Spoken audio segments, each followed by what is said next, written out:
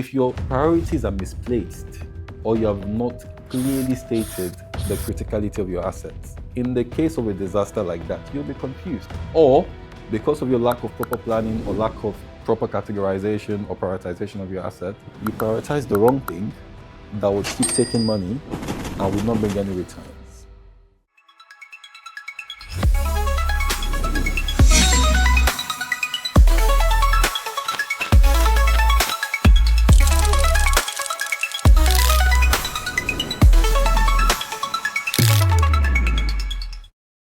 The other plan I want to talk about today is business continuity plan, BCP.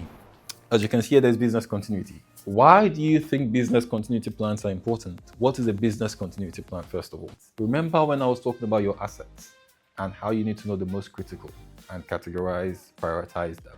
Business continuity helps you know which ones are the most critical in case of a disaster, so you know the ones to protect first. Which ones are the ones that without them, your business is done or finished? Those are the ones you want to protect first.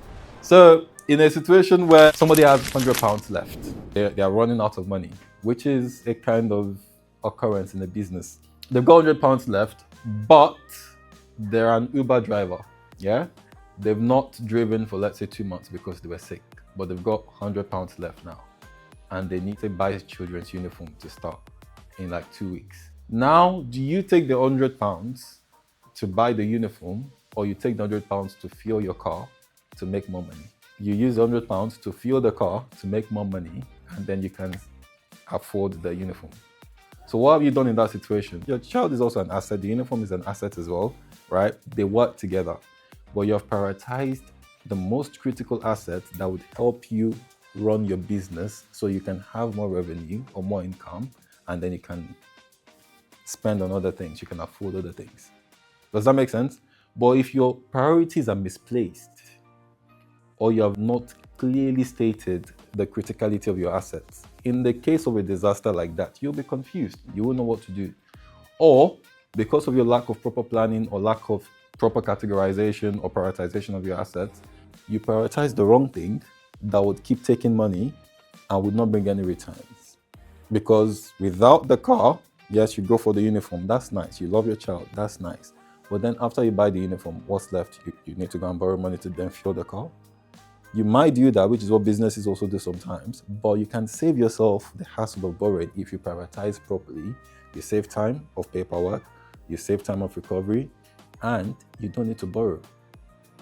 Does that make sense? So there are lots of benefits to you prioritizing or categorizing your assets properly ahead of time before incidents occur, because when the incidents happen, you are able to know which ones do I need to save first so my business can continue functioning as normal to the public while we are doing other recovery internet.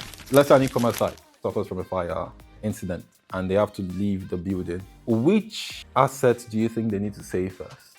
Of course, the people. Remember, safety of life comes first in any good security program.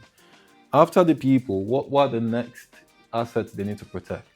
If the web server is not in the cloud, what do they need to do? They need to find a way to save the web server, first of all. Or another way is, for your critical assets, have what? Backups. But how will you know the ones to have backups for if you don't prioritize properly? If you don't have a business continuity plan. Now the backups, the redundancy, the warm site, hot site, mobile site, all those things will be defined clearly in your business continuity plan. Which means in the case of a disaster or an incident that we can't recover from immediately, how do we maintain business? How does business continue? How would we make sure we can still serve our clients, our customers, and we are recovering or spending time to work on other things to recover internally? How can we ensure business continues even in the event of a disaster? That is your business continuity plan. We also have other things like incident response plan, IRP, right? But those are more specific. Yeah, so fire incident, how do we respond to a fire incident? Flooding, how do we respond to flooding? Hacking, how do we respond to hacking? Phishing, how do we respond to phishing? Those are more incident specific. Yeah, but business continuity is more generic in terms of the business. How do we maintain business running while we recover from the disaster? Bear in mind and write this down. Your recovery is not complete until business returns to the original site or your production environment. What does this mean? If there's a fire in your production environment and you move to a warm site, which is like an alternate site or hot site, right? That is not disaster recovery, that's just business continuity. Don't mix them up. Your disaster recovery is complete when you return business to your original location. You've sorted everything out, you've collected evidence, depending on the kind of incident. If it's a server, malware, you wipe the system after you've collected evidence, you've done your investigation, you've done reverse engineering to see what caused the incident, and then you've also added information to your lessons learned so you can know how to prevent the incident in the future. You've done all that, then you wipe the system. You had the backup server that was not infected, which continued business while your main one was infected and was being serviced or was being worked on. You moving to your backup server is not disaster recovery, that is business continuity.